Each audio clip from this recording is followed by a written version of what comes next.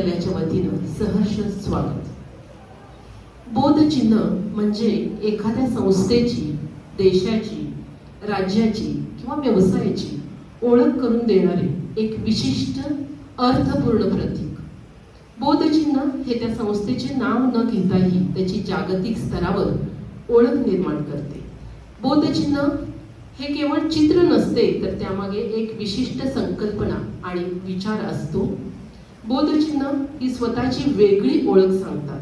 थोडक्यात बोधचिन्ह हे ओळख दर्शवणारे बोधचिन्ह होय. आणि या बोधचिन्हाची निर्मिती ज्यांच्या संकल्पनेमधून साकारली ते माननीय अनंत खासबारदार आणि शिरीष खांडेकर. आपणा सर्वांना माहिती आहेच की आपल्या देशाचे स्वच्छ भारत मिशनचे बोधचिन्ह ज्यांच्या बौद्धिक संपदेची प्रतीक आहे. म्हणजेच अशी दोन अद्वितीय सृजनवंत व्यक्तिमत्वे या कार्यक्रमाचे प्रमुख अतिथी आहेत. तर मी या ठिकाणी माननीय संस्थेचे चेअरमॅन ॲडव्होकेट अभिजित कापसे साहेब यांना अशी विनंती करते की माननीय vice chairman advocate Abhijit Kapse साहेब यांना अशी विनंती करते की त्यांनी या कार्यक्रमाचे प्रास्ताविक आणि उपस्थितांचे स्वागत करून ओळख करून द्यावी. माननीय vice chairman advocate Abhijit Kapse साहेब.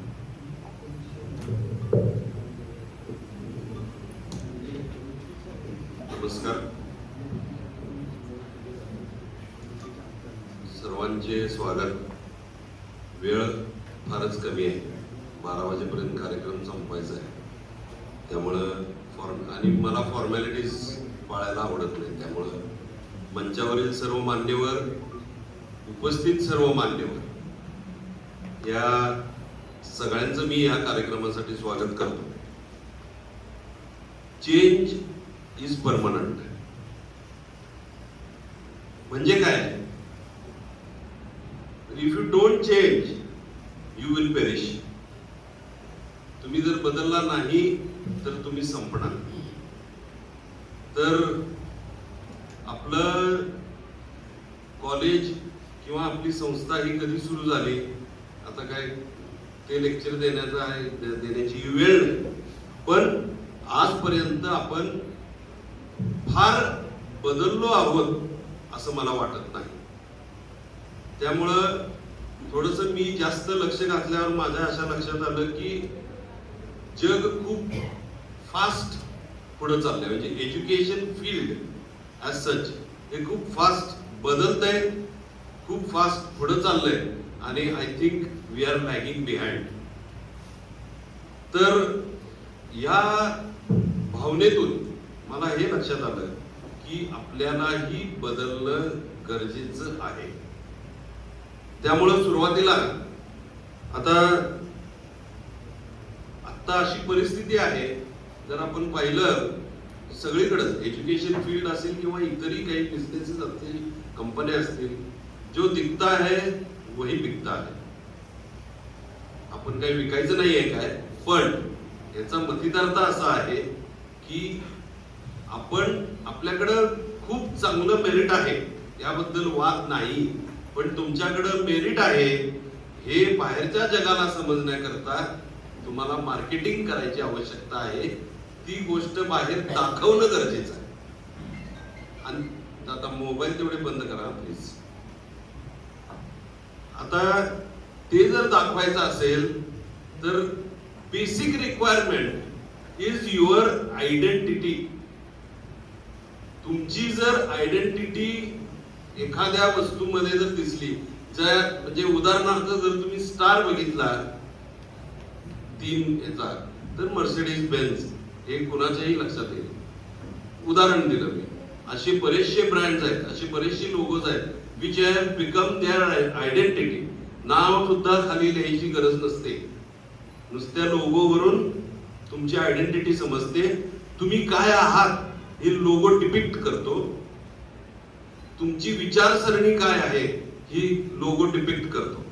आता लोगो काय आहे, तो कसा निर्माण केला गेला हे मुद्दामच मी काय सांगणार नाहीये, कारण त्याचे निर्माते इथं आहे, त्यांनीच ते सांगायचं आहे.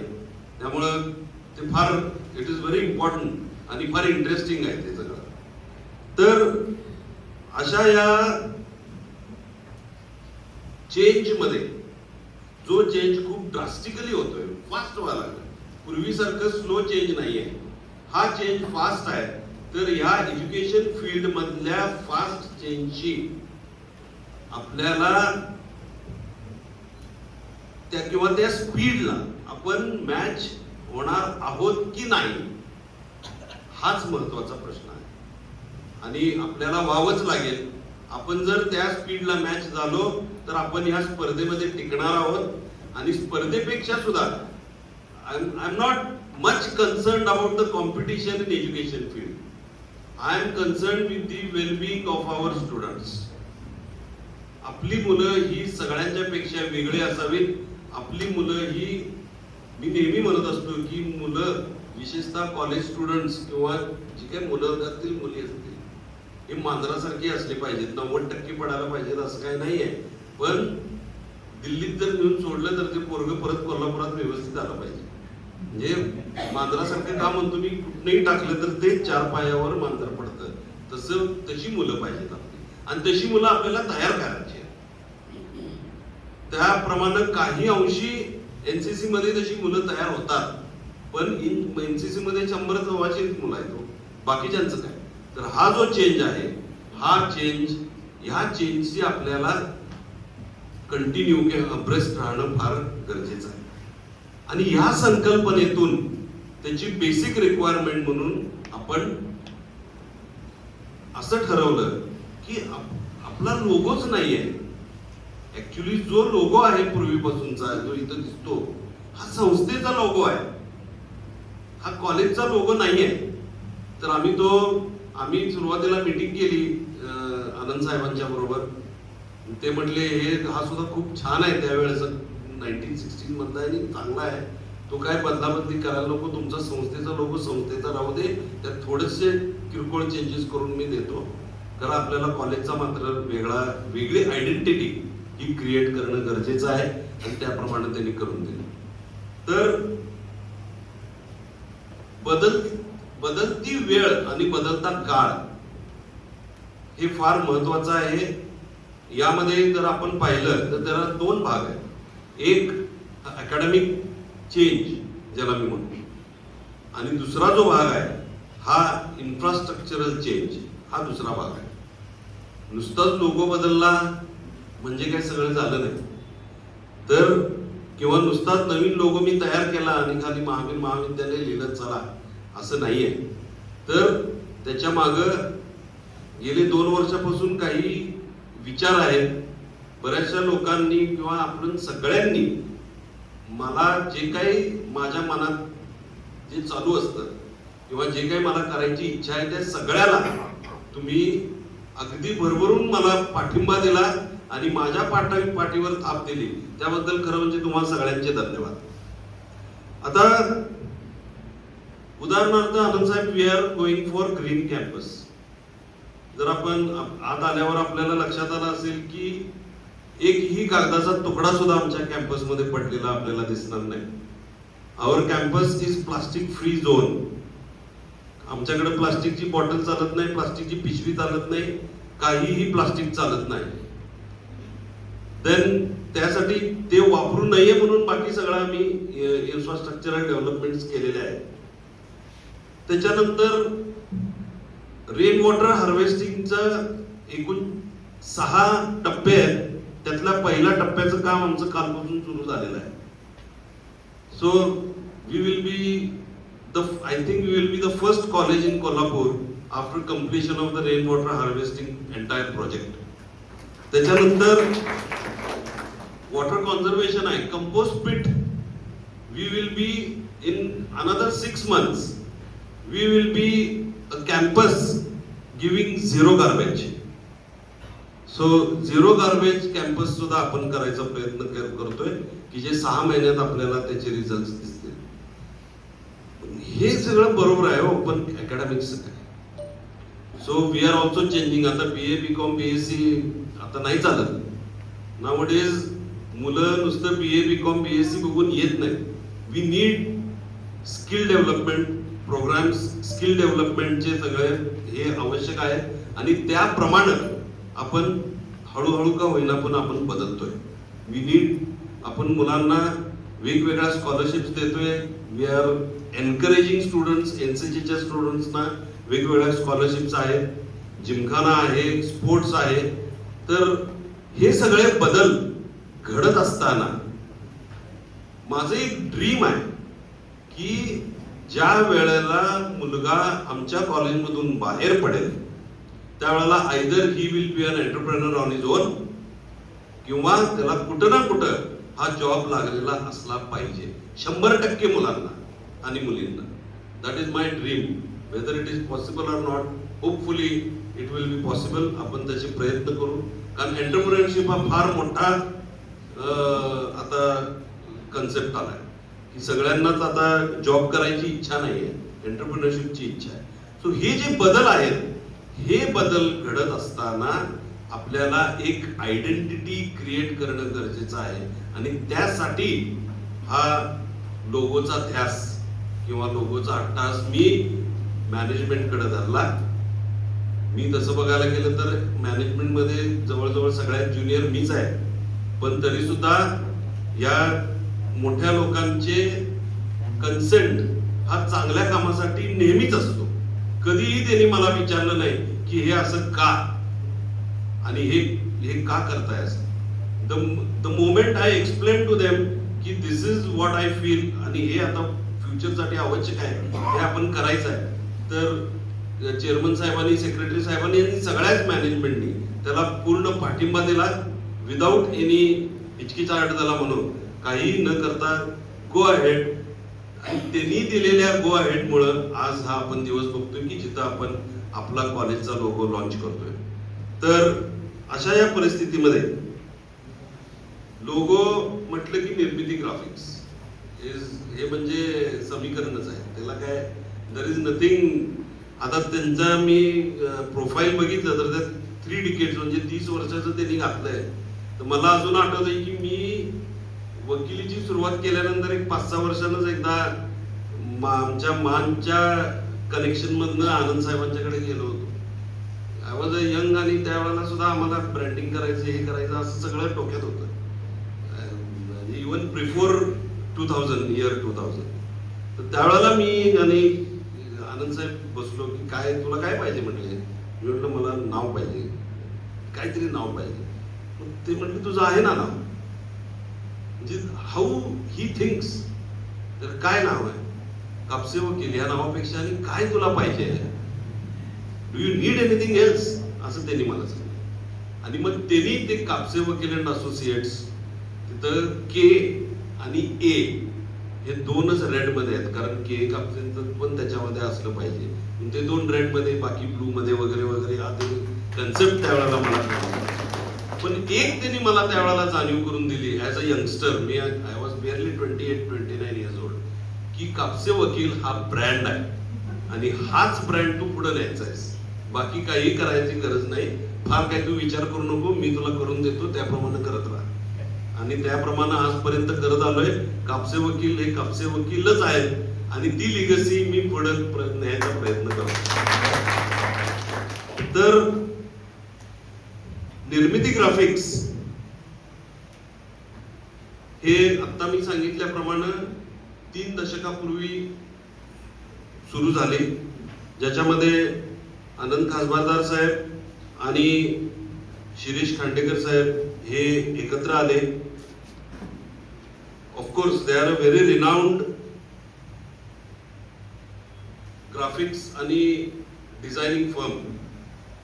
त्या म्हणजे ते काय सांगायची गरज नाही. आता मॅडमने सांगितलं की 2014 मध्ये स्वच्छ भारत अभियान सुरू केलं सेंट्रल गव्हर्नमेंटनी.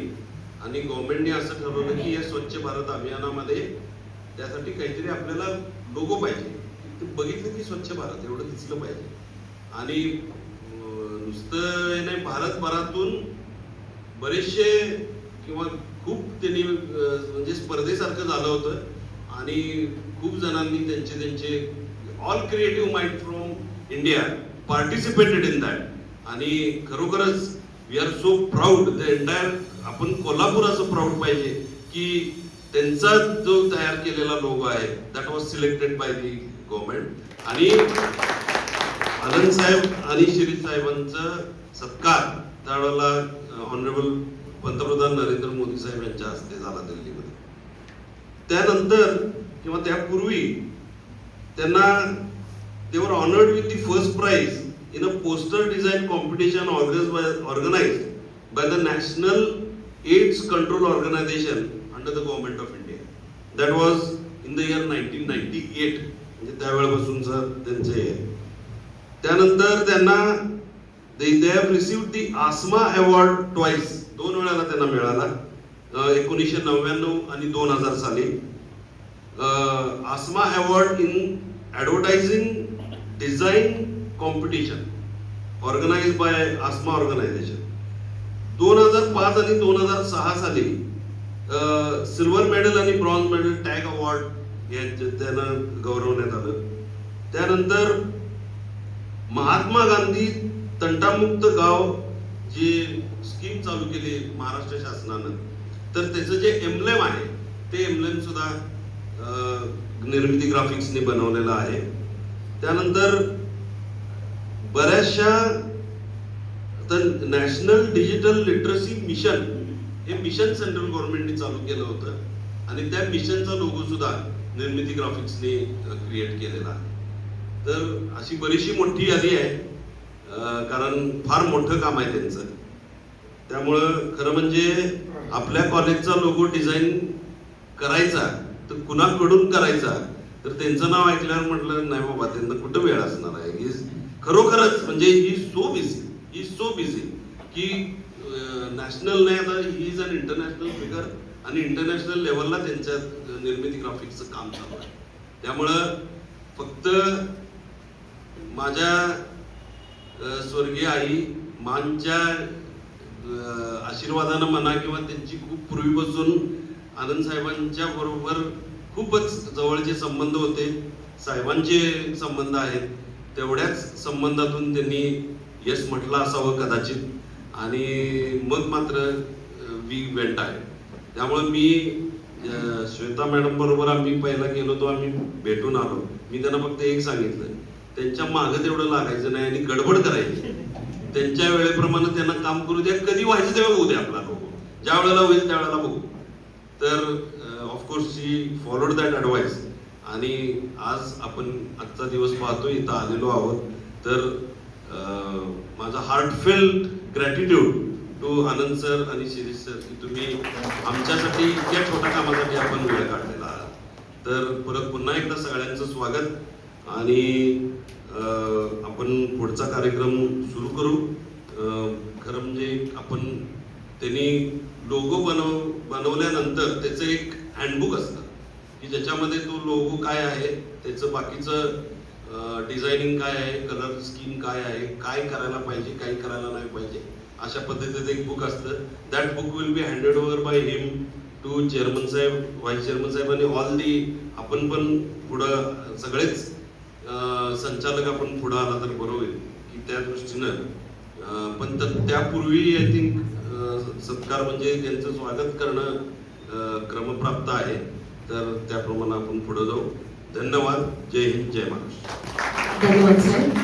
आणि यानंतर अतिथी देवो भव या उक्तीप्रमाणे आपल्या भारतीय संस्कृतीत आपण आपल्या अतिथींचा जसा सत्कार करतो, तर आजच्या या सृजनवंतांचा सत्कार सोहळा संपन्न होणार आहे.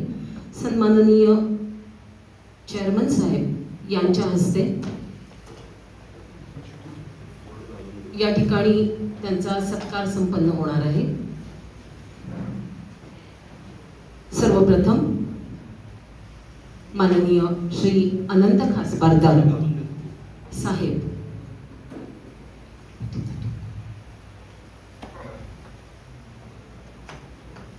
संस्थेचे चेअरमन, आमचे प्रेरणास्थान माननीय ॲडव्होकेट के कापसे साहेब यांना मी विनंती करते की त्यांनी आजच्या या सृजनवंतांचा या ठिकाणी सत्कार करावा. माननीय श्री अनंत खासबारदार आणि मानचिन्हावरती जे काही लिहिलेलं आहे ते सर्वांना ज्ञात व्हावं यासाठी मी या ठिकाणी त्याचं वाचन करते. कलाकार हे समाजाचे प्रतिबिंब, संस्कृतीचे संवर्धक आणि भावनिक आरसा असतात, जे कलेच्या माध्यमातून सामाजिक बदल घडवून आणतात आणि मानवी जीवनाला समृद्ध करतात. तर अशा सृजनवंतांचा या ठिकाणी सत्कार होत आहे. यानंतर माननीय श्री शिरीष खांडेकर साहेब यांचा देखील या ठिकाणी चेअरमन साहेबांच्या हस्ते सत्कार संपन्न होत आहे. माननीय श्रीयुत शिरीष खांडेकर सर यांना मोमेंटो, मानचिन्ह, ग्रंथ आणि शॉल देऊन यांचा देखील या ठिकाणी सन्मान आणि सत्कार होत आहे. धन्यवाद सर. आणि यानंतर नूतन बोधचिन्ह संकल्पना निर्मिती पुस्तिकेचे हस्तांतरण माननीय अनंत खासबारदार आणि माननीय शिरीष खांडेकर यांचेकडून सन्माननीय ॲडव्होकेट के कापसे साहेब यांना हे हस्तांतरण केले जाणार आहे. मी विनंती करते.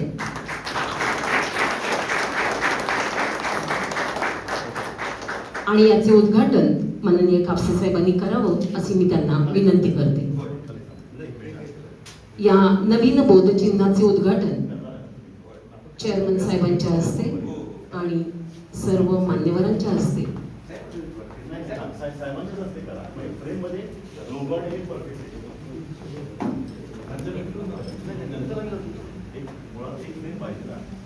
निर्मिती ग्राफिक्स कोल्हापूर यांच्या हस्ते हे हस्तांतरण झालेले आहे आणि याचे उद्घाटन माननीय कापसे साहेब यांच्या हस्ते शुभ हस्ते होत आहे.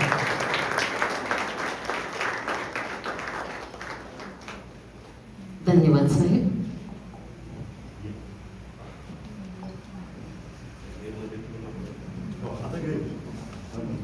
धन्यवाद. या ठिकाणी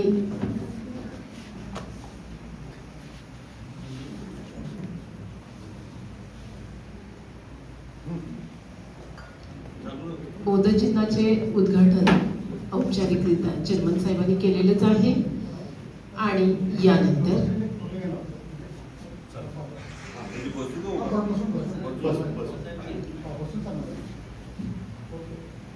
आपल्या आता लक्षात आलेलंच आहे की महाविद्यालयाचे बोधचिन्ह हा महाविद्यालयाच्या व्यक्तिमत्वाचा आरसा असतो आणि त्यामुळं बोधचिन्हाची माहिती आणि संकल्पना या संदर्भामध्ये सखोल विवेचन आपणासमोर अभिव्यक्त करण्यासाठी निर्मिती ग्राफिक्सचे माननीय अनंत खासबारदार सर यांना मी विनंती करते. माननीय अनंत खासबारदार सर. धन्यवाद. ऐकू येतंय सगळ्यांना? KA आणि AK असे दोन्ही कापसे,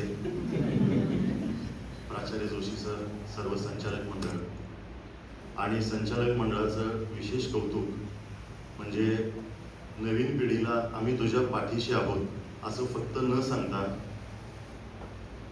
या निर्णयामध्ये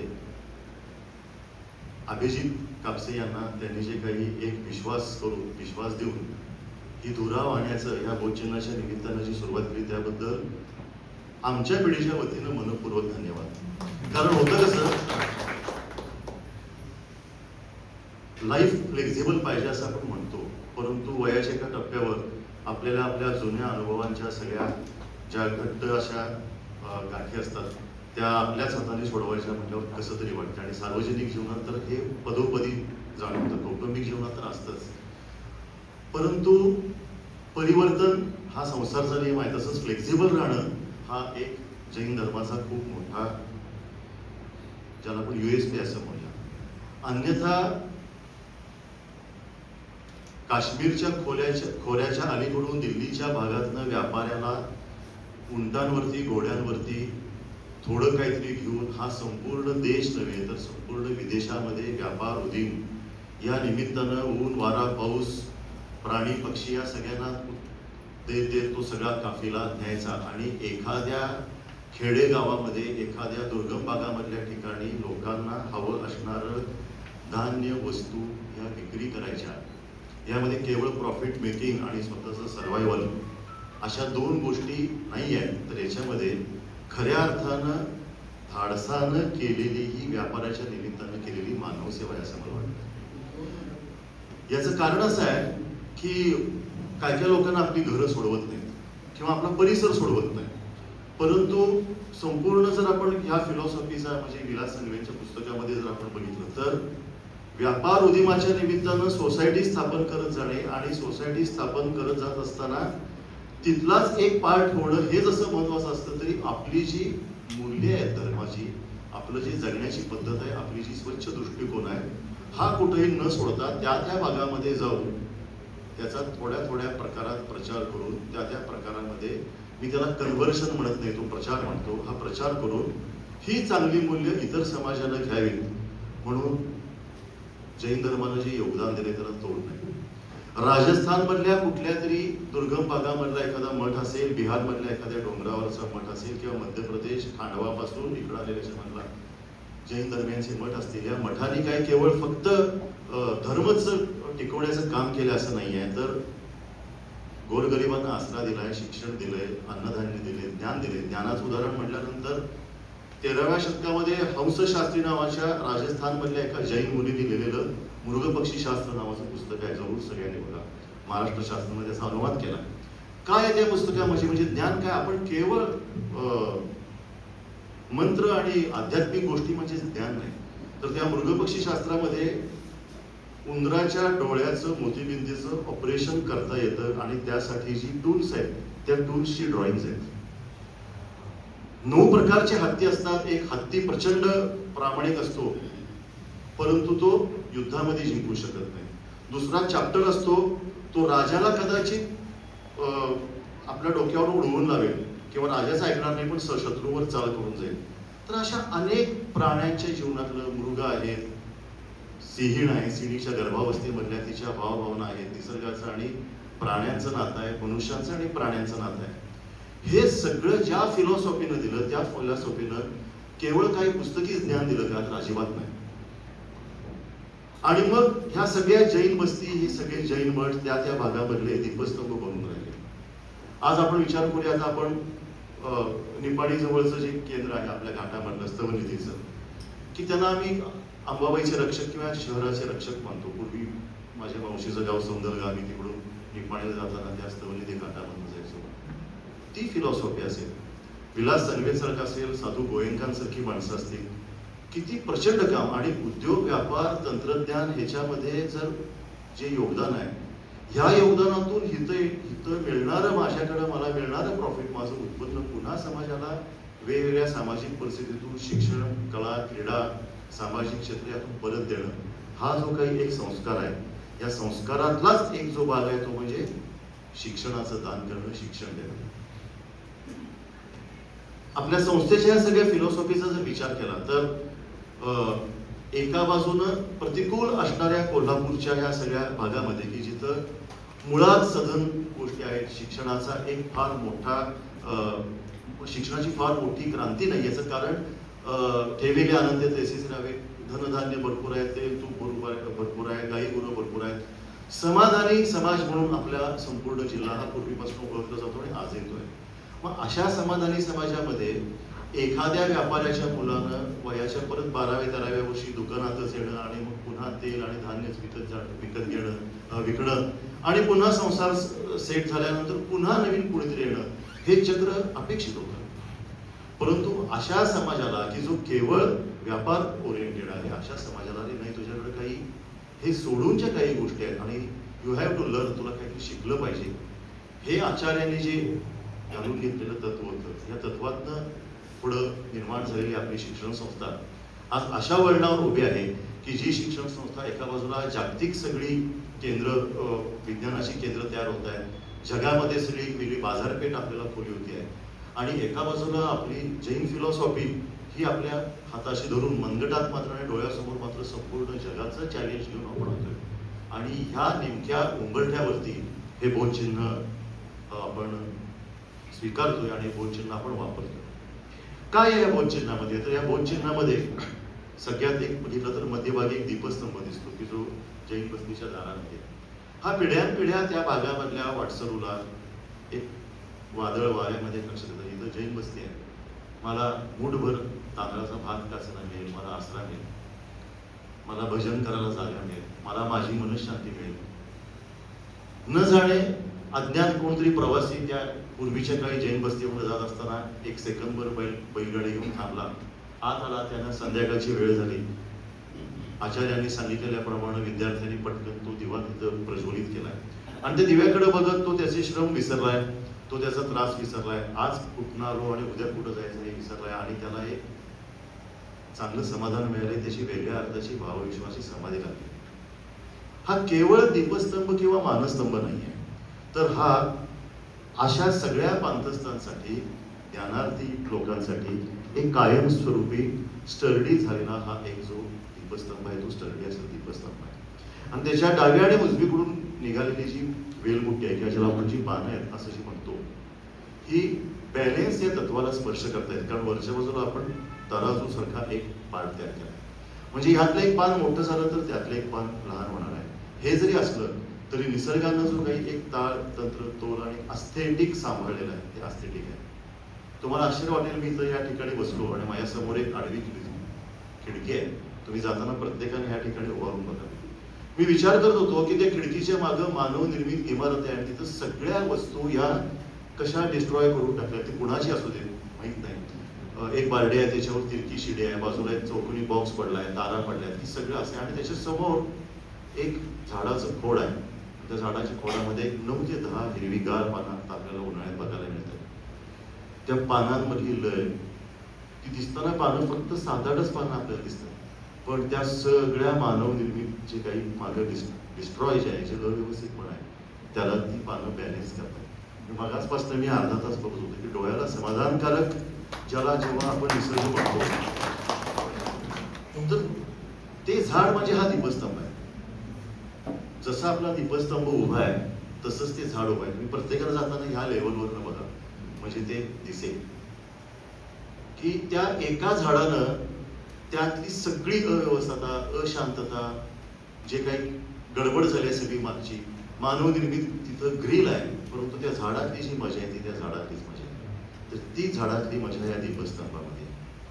हा ऊन वारा अंगावर झेलत दीपस्तंभ उभा आहे. आतल्या दिव्याला कुठेही हात लागलेला नाही, कारण त्याची जी एकूण जे स्ट्रक्चर आहे याच्यामध्ये कुठे आपण पुस्तक घेतलेलं नाही, कुठेही जैन शास्त्रामधले जी काही बोलचिन्ह जी आपण ही घेतलेली नाही. त्याचं कारण आपल्याला जगाला जी साथ घालायची आहे, आपल्याला योग घातलेल्या पिढ्यांना, जे इतर समाजामधल्या लोकांना जे जायचं आहे, ह्या लोकांना हा लोगो बघताना असं वाटलं पाहिजे की अरे हे माझं आहे आणि हे हा लोगोच लोकांना मार्गदर्शन करेल, अशी आमची एक यामागची प्रेरणा होती.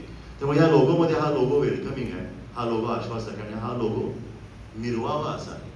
आणि तो मिरवताना त्यातली जी नम्रता आहे ती नम्रता त्या दिव्यामध्ये घेतलेली आहे. आणि मग एक सटल साधा रंग वापरून, खूप रंगीबेरंगी न करता, कारण आज व्हॉट्सअप, इंस्टाग्रामच्या जमान्यावर आपण कोट्यावधी रंग, आता आपल्याला डोळ्यांना अतिरेक झालाय असे रंग आणि चलचित्र आपण बघतोय. ह्याच्यामध्ये आमची परस्परोपरी जीवाना ही फिलॉसॉफी सांगणारा जो एक गोष्ट आहे, जो आकार आहे, जैनोजनती शासनम असं म्हणणारा जो आकार आहे, किंवा हे या विश्वामध्ये सुख, समाधान, आरोग्य, शांतता लागावी, अहिंसा हा त्या तत्वाचं चांगलं मूल्य दाखवावं, असा लोगो करत असताना ह्यामध्ये एकही गोष्ट आम्ही अनावश्यक डिझाईन केलेली नाही आहे. म्हणजे हा लोगो केल्यानंतर शिरीष आणि आमच्या सगळ्या निर्मितीची टीमनं त्याचे 15-20 वेगळ्या प्रकारचे नमुने बनवले आणि मग नंतर अभिजित परुळेकर आणि जोशी सर आलेले होते आणि मग त्यानंतर पुन्हा त्याच्यावर चर्चा होऊन काही कॉम्बिनेशन्स होऊन टेक्निकल नोहाऊ त्याच्यातले सगळे होऊन हा लोगो आपण आता महाविद्यालयासाठी देतोय.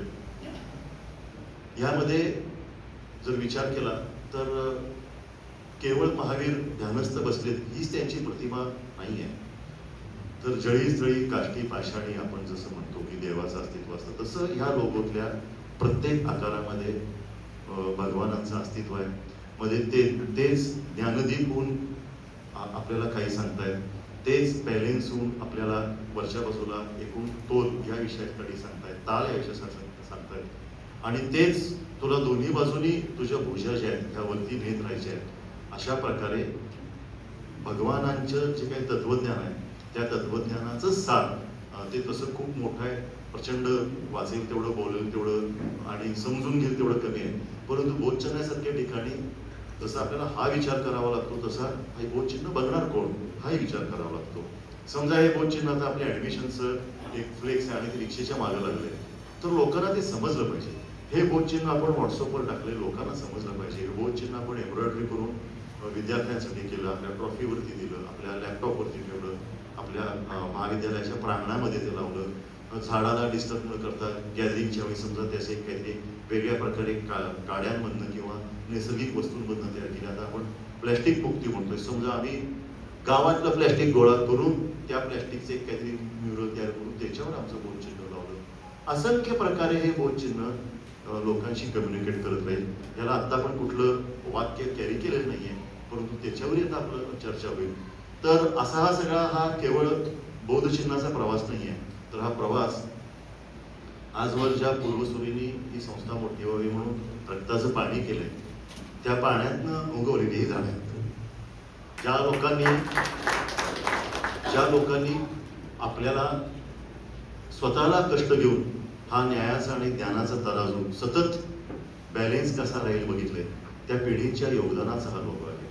ज्या भगवानांनी स्वतःचं आयुष्य त्या दीपस्तंभासारखं ऊन वारा पावसामध्ये उभा केलं आणि ज्यांनी केवळ एका समुदायासाठी नव्हे तर संपूर्ण मानवजातीच्या कल्याणासाठी एक दिवा सुद्धा किती काम करू शकतो अशा प्रकारचं काम केलं. त्या भगवानांच्या पुण्य विचारांना सद्विचारांना कॅरी करून जाणारा हा आपण लोगो बनवलेला आहे.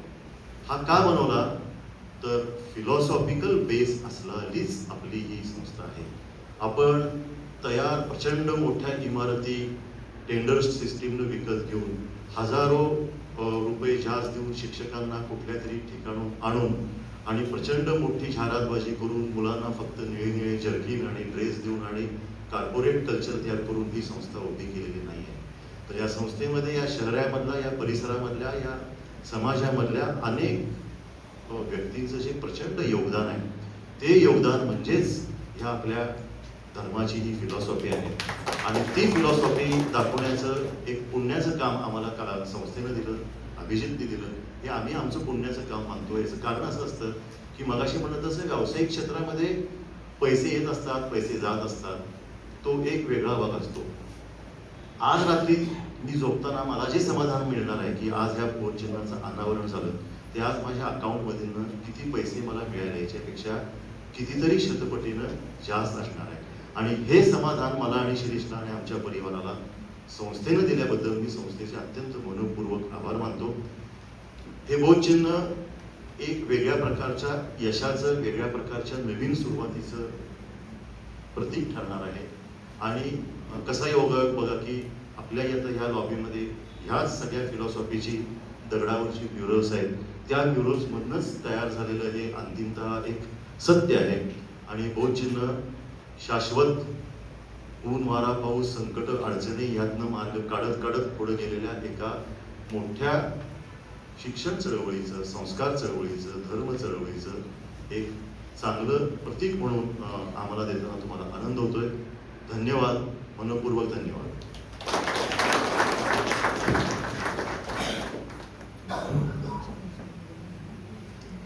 धन्यवाद सर. आपल्या मनोगतामधून परस्पर ग्रहो जीवाना हे जैन तत्वज्ञान प्रतिबिंबित झालं आणि व्यक्तीपेक्षा समष्टीला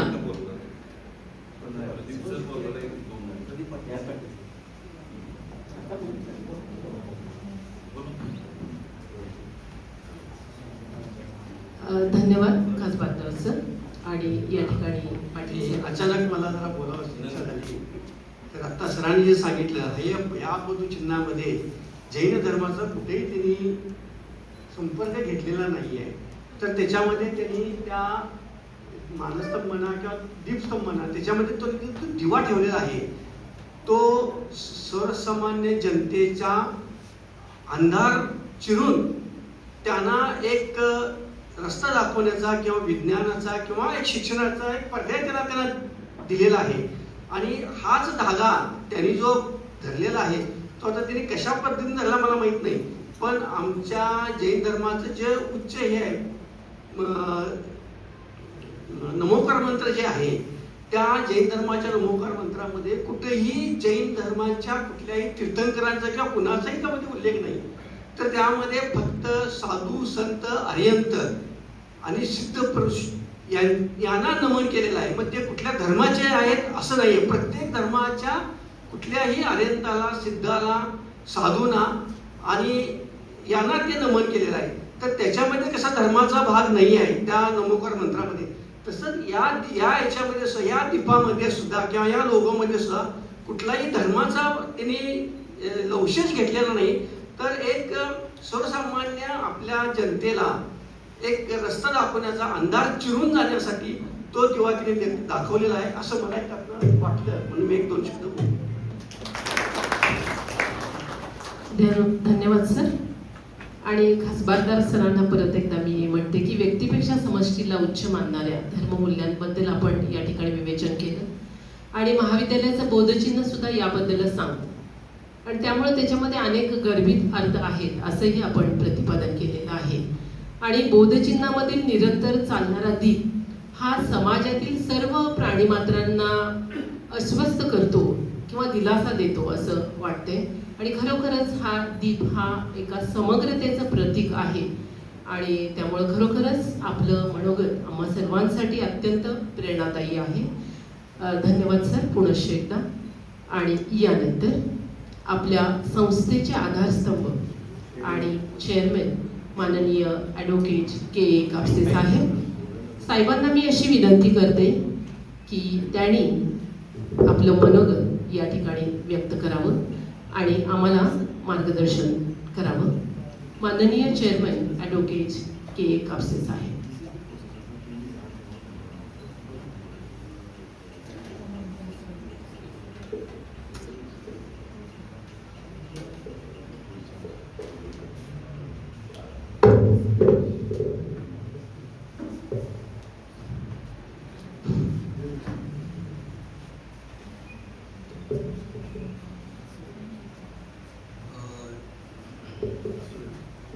बोधचिन्ह उद्घाटन समारंभाचे अध्यक्ष माननीय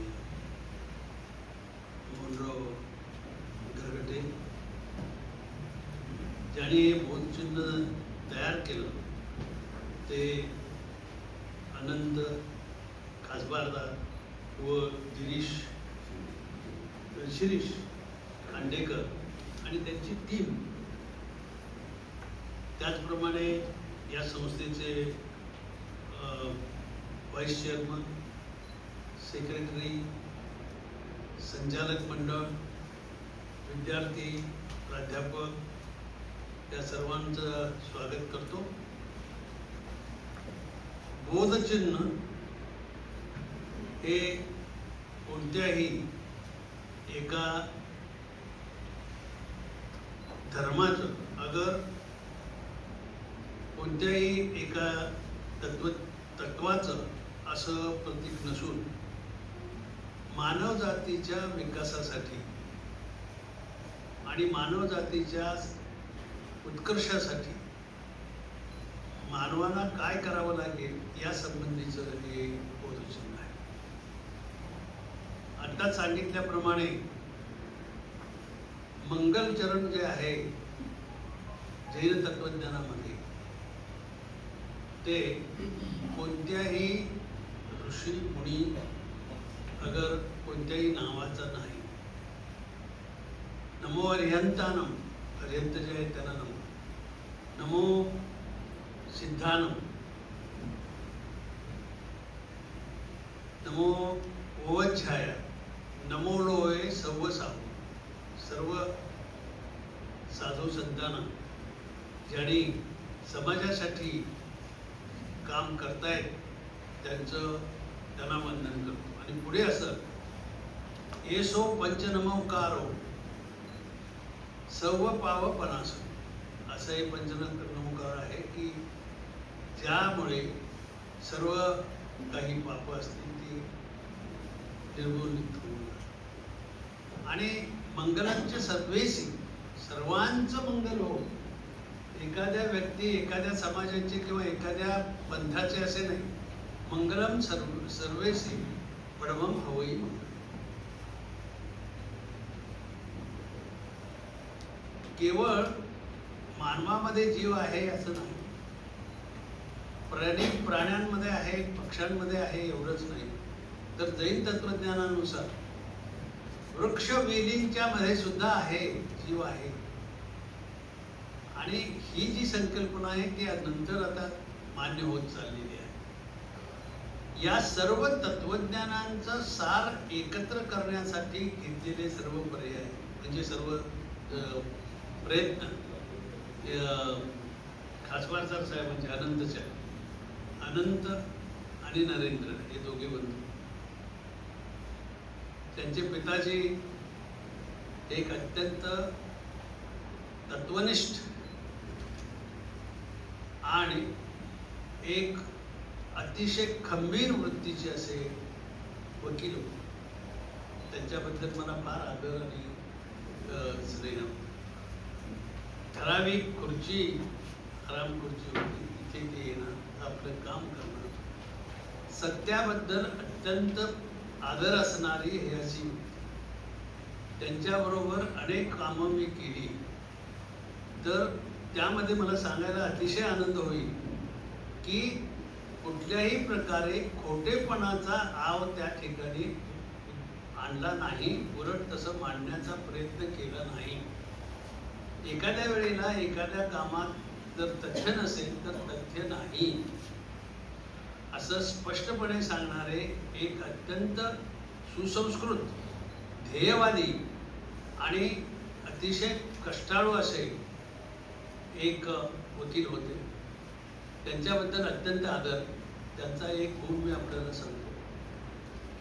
कोल्हापुरातल्या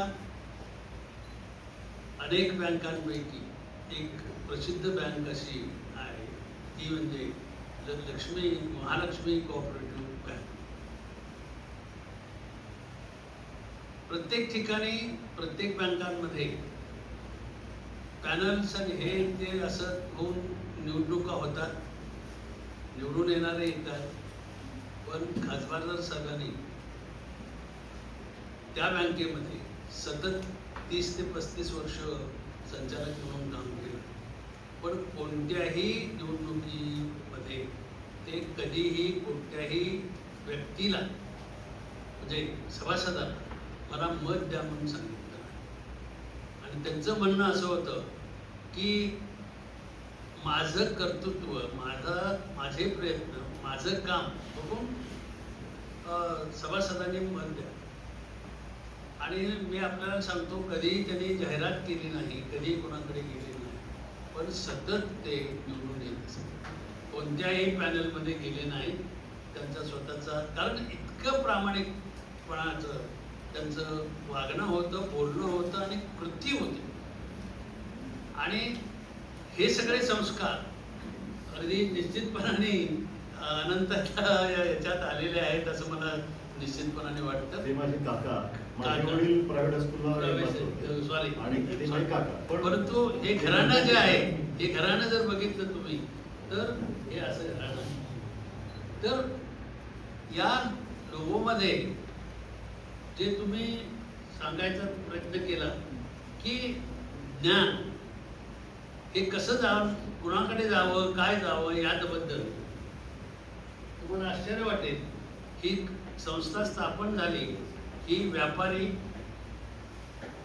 शैक्षणिक क्षेत्रात काम करणारी व्यक्ती अशा सर्वांनी एक केलं. आणि ते केवळ एका धर्मासाठी, एखाद्या समाजासाठी केलेलं नाही, तर गोरगरिबांच्या मुलांना सुद्धा शिकता यावं, त्यांना ज्ञानाचे दरवाजे उघडे ठेवावे, या महान तत्वानुसार हे केलेलं आहे. आणि त्याचं अगदी या लोगोमध्ये तुम्ही प्रदर्शित केलं, याबद्दल तुमचं मानावं तितकं आभार कमी आहे. ही संस्था फार मोठी नाही, लाखो रुपये घेऊन आम्ही परमिशन देतो असं नाही, तर गुणी, प्रामाणिक आणि कष्ट करणाऱ्या अशा व्यक्तींना, विद्यार्थ्यांना आम्ही प्रवेश देत असतो. आणि ज्ञानदान मला वाटतं सर्व त्याच्यामध्ये दानामध्ये श्रेष्ठ आहे.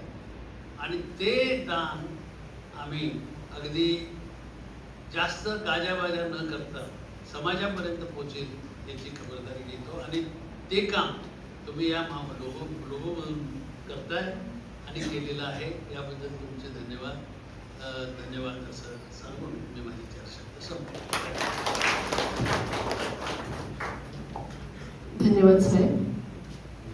आपले वक्तव्य नेहमी आम्हाला प्रेरणा देणारेच असते. पुनश्च धन्यवाद. आणि यानंतर सर्वांचे आभार व्यक्त करण्यासाठी मी या ठिकाणी विनंती करते महाविद्यालयाचे प्राचार्य डॉक्टर अद्वैत जोशी सर आजच्या या आपल्या बोधचिन्हाच्या उद्घाटन प्रसंगी निर्मिती ग्राफिक्सचे उपस्थित असलेले आनंद खासबारकर यांच्याविषयी 2 गोष्टी मी सांगणार.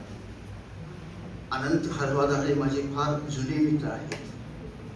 40 वर्षापूर्वी आम्ही दोघंही निपाणीमध्ये सामाजिक काम करत होतो आणि त्यांच्याबरोबर अनेक रात्र मी काम केलेलं आहे आणि त्यांचा सहवास तिथपर्यंत मला आहे.